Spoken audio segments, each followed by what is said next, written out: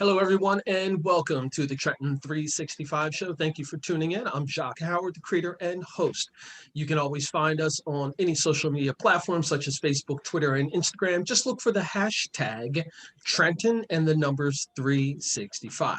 It is my pleasure to bring to you someone who I met. I don't even want to say how long ago it was, but I was barely an adult. So Jackie was a little bit younger than I am. And this And goes we've way caught up back. to each other. Yes, I love how you say that. So I've got Jacquelyn Leon on the other side. Jackie, it's our friendship and our relationship between me and your sisters has been kind of weird over the years. And I say weird, it was like how we met. I was working in a retail place, then you lose contact, and then you meet again, and then the next thing you know, you're this international traveling adult who's doing some awesome things in the city, and you're an author now as well too. Exactly. And as I jump off of my monologue, I want to say that you've been, since you were a young person, you were always, you had this look in your eyes, this determination. When you told me, yeah, I'm going to school, and I think you're going to school in Massachusetts. Yes, good When you said memory. I'm going to college, I'm going to Massachusetts, I'm like, damn, where'd that time go by? Excuse my language. But then, again, you return back, and it's like, wow. And it's amazing how, like you said, these things kind of get caught up to each other. So I'm saying this all to say that it's awesome to see who you are as a person now, Thank and you. to be able to see it from my perspective. And I don't even want to say this growing up or maturing, just to see you on this journey and where you are. It's been awesome to be a part of it, and to say that we're friends. So thank you very much for that. Thank you. Thank you so much.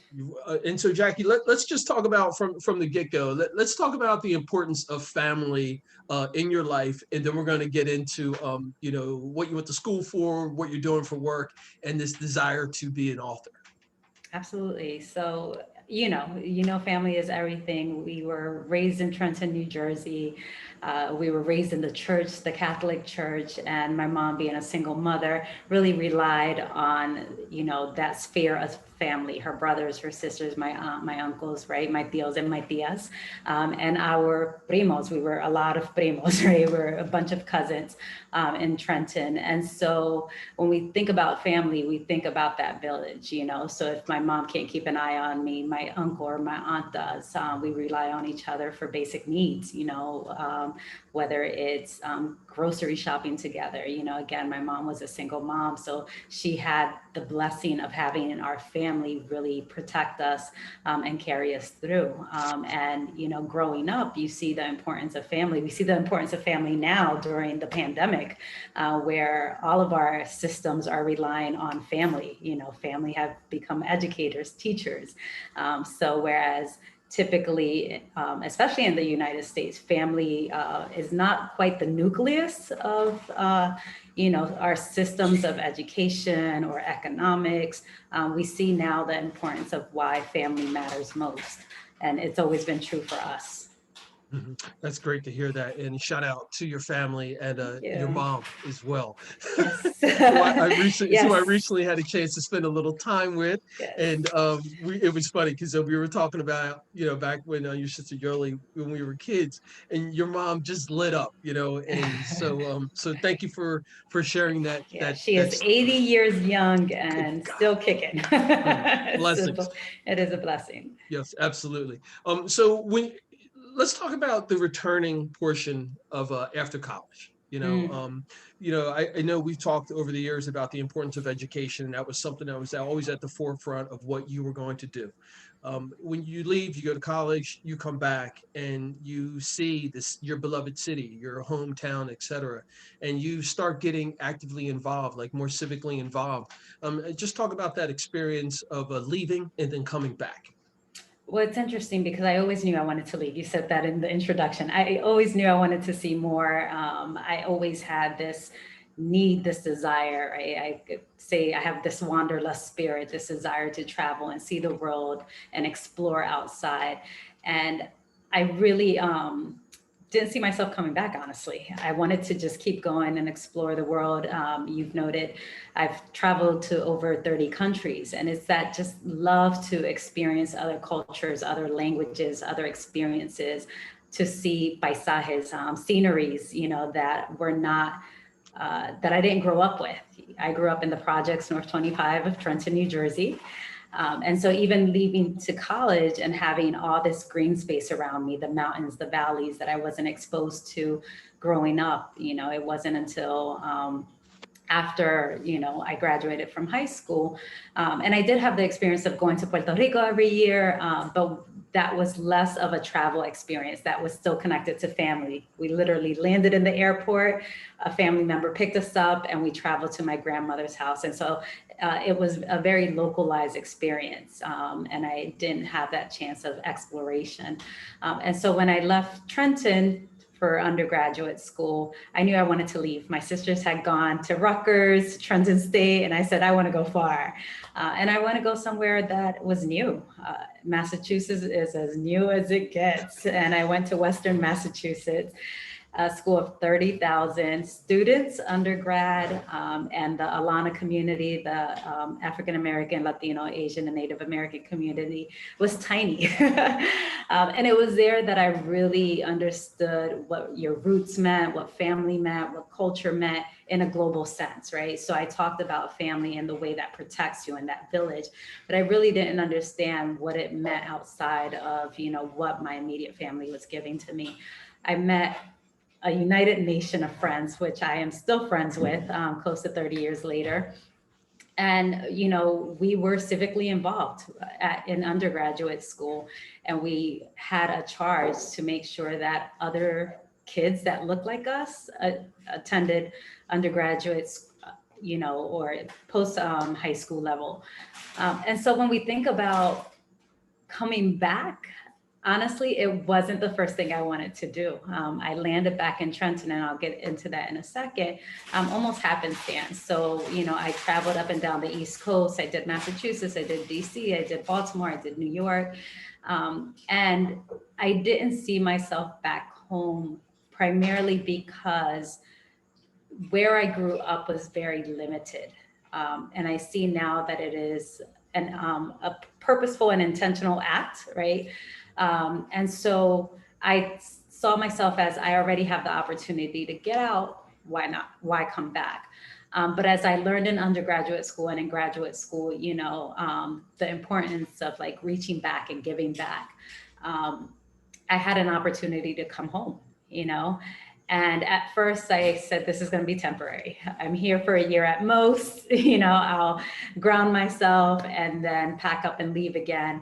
And when I saw the city for its beauty, and really all it has to offer, and it was no different than seeing myself as an at promise youth, And so when we think of Trenton as a place where people don't want to invest in because of crime, because of the color of the skin of its people, of its community.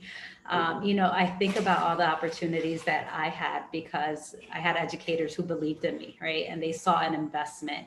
And so when we think about an at-risk community versus an at-promise, that's how I saw Trenton, And I really think that coming back home and deciding to cement my seeds here, really, buying property, investing in the community, building community, and then reaching out, volunteering at the Trenton Area Soup Kitchen, which I think is a phenomenal organization. Shout out to them.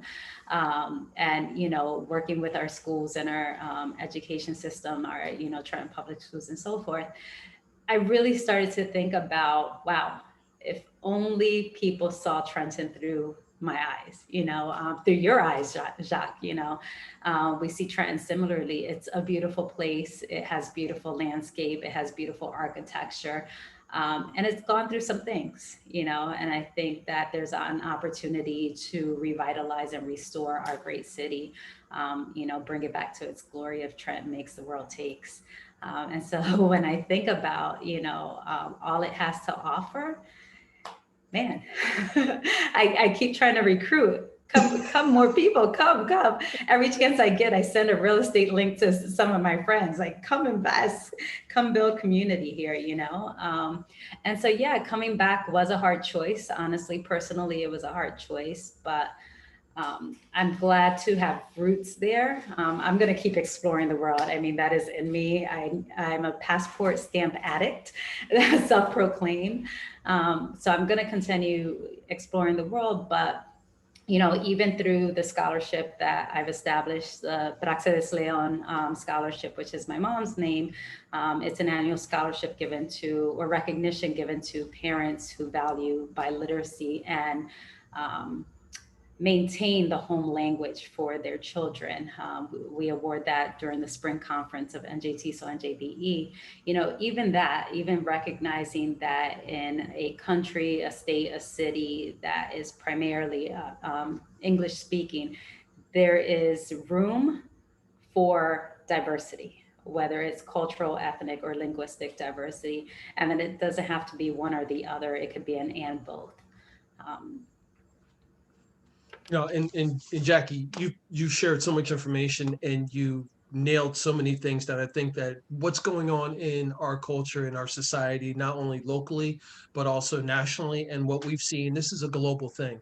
mhm. We, as human beings, need to rise above what has been demonstrated by us and by others. We have got to come back to this some sort of semblance of unity and working towards the betterment of all human beings.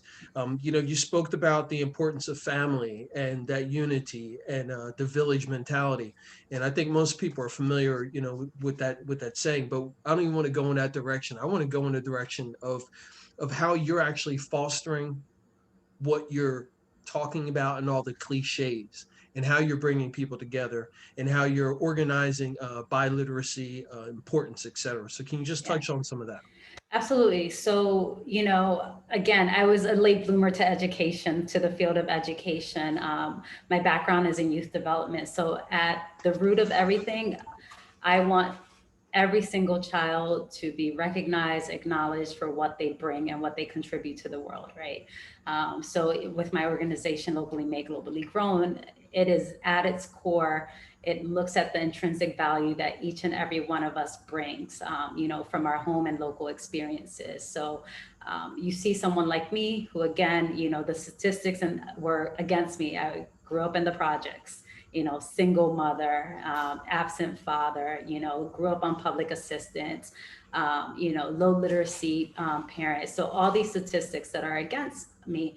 And traditionally, I'd be seen as an at-risk person, but again, when we shift the lens and really look at all that I bring, that at promise lens, all that I bring. So I was an avid reader, I was student that loved, school. I wanted to be in school every single day. Actually, during the pandemic, I was cleaning out my attic, and I found all my certificates from elementary school. It's like perfect attendance, civic participation, and proudly, I found one that was addressed to my mom, for parent engagement from the PTA.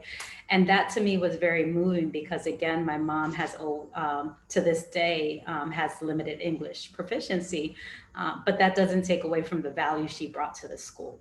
Mhm. And I think oftentimes the message that I've tried to do, through my technical assistance or working in with our school communities, is that New Jersey is very diverse. It's one of the most diverse states in the country, and so as we're looking at other families and youth coming into our schools, coming into our communities, some assumptions and the biases that we exude because of mainstream media, because of prejudices.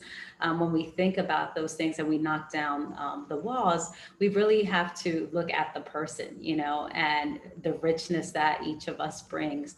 So with me, even with my background, I brought that sense of community that was instilled, from our family. I brought with me the respect for education because my mom said that was number one, even though she didn't even, go past the fourth grade. Like she knew the value of education. And so when we sort of, I guess, when we sort of, yeah, knock down the walls of our own biases, we really see what we can bring. And I talk about especially linguistically and culturally, right? The differences that, for example,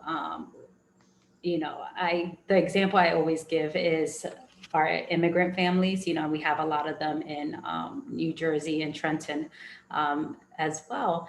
And I think about just how amazing and smart and, I mean, geniuses, they are, yet we oftentimes diminish their abilities. But when I think of a family who has determination to cross borders, you know, who has the audacity to, leave their country to protect their family. When I think about just the ingenuity of budgeting with very little, to get their family, across to another country. And those are math skills, those are literary skills, those are science skills, these are all the things that we want our families and our students to have.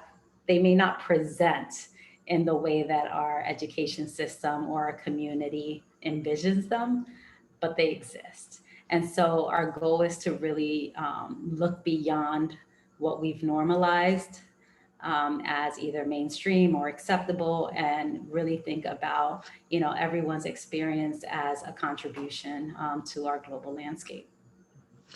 And Jackie, that in itself is something that I'd love to chat with you about in detail later, because just from hearing your perspective, that's a whole gamut of stuff that we can not only speak about, organize, but we can implement. And I think Right. more people need to take that mindset of, okay, if you feel as though a project or a program or an initiative is missing in our culture, if you don't see it there, start it.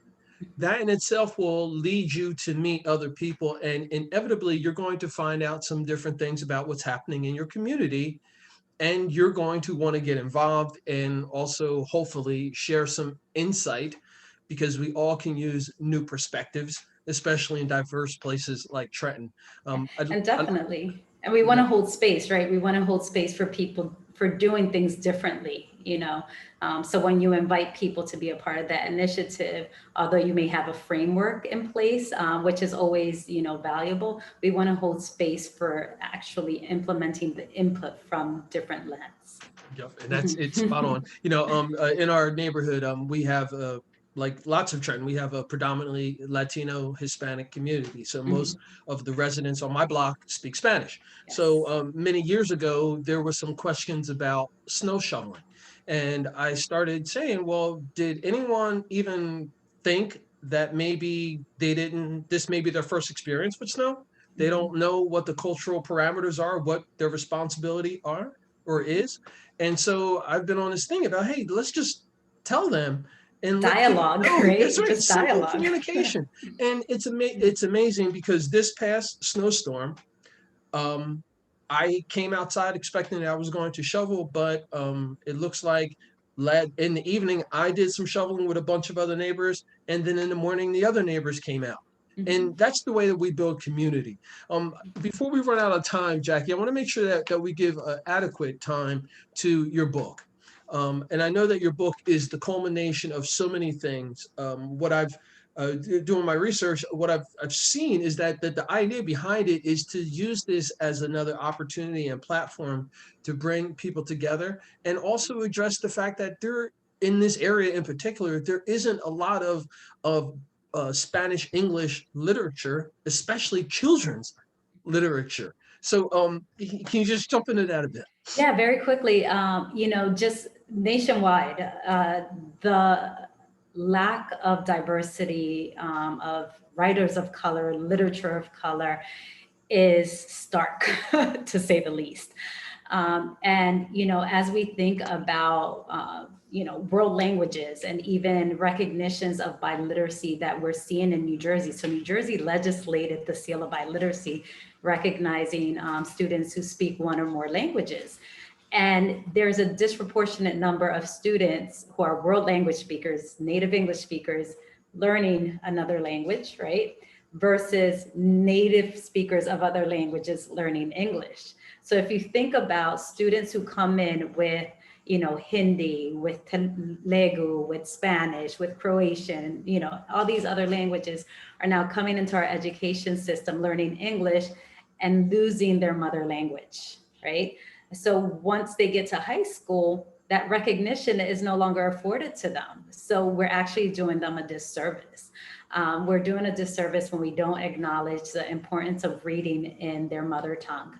Not enough educators are reinforcing to parents, so even with my mom, educators weren't saying to her, read to your daughter in Spanish.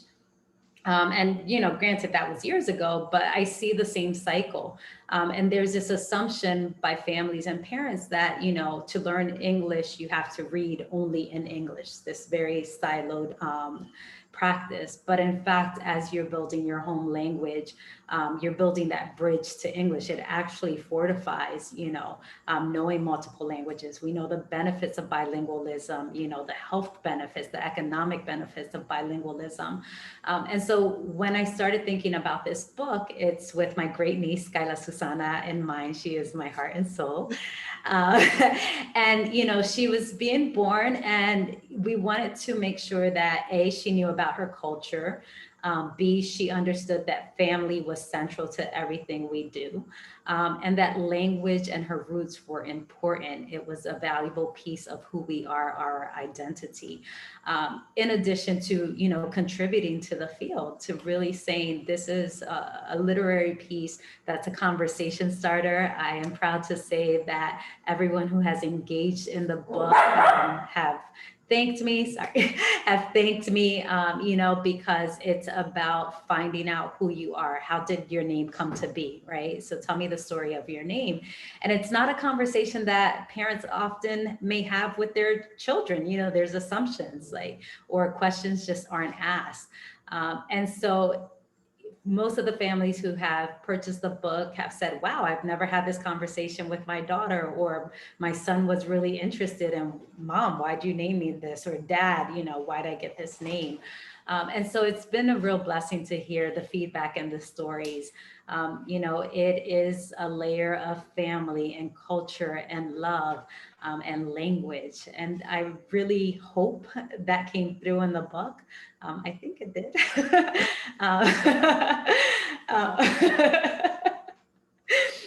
But so we definitely, it definitely is a source of pride for me. It's my first bilingual children's book, and I'm just excited. I'm just excited. There's more to come, I promise. But I do want to again hold space for this book to flourish. I don't want to jump to the next project just yet. I want to really engage families and communities in this book. That's fantastic. I mean, you give me like goosebumps, man. This is great stuff. To again to see you on this journey and to where you are. I want to make sure that before we finish up, we give a shout out to your four-legged child. Yes, Chase. Chase is here with me.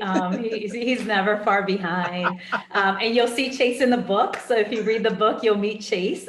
He is Kyla Susana's primito, so little cousin, and he's never far behind. He is my baby. That's great.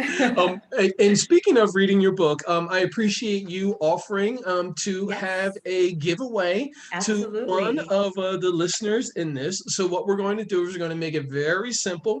I'll share how we're going to do this on the social media page, Mhm. which is Library Boxes of Trenton, which will be posted in this. And then Jackie and I will come up with something that'll make it fun and what the rules are, and then you'll get an opportunity to read this wonderful new book by this new author, this Yay. wonderful friend of mine. Thank Jackie, you. thank you so much for your time. Thank you so much, Jacques. It's always a pleasure to see you. Be safe, and we'll Thank talk you. soon. All right, Well, absolutely. All Bye. right. Folks, you've been listening and watching the Trenton 365 show, bringing you folks just like Jacquelyn Leon, a childhood friend who is now functioning in society, making passionate advances in not only children's books as an author, but also through civic engagement and involvement in the building of a better community in the city of Trenton. Thank you all very much for tuning in. And remember, it's always about justice, peace, and humility. Have a great night.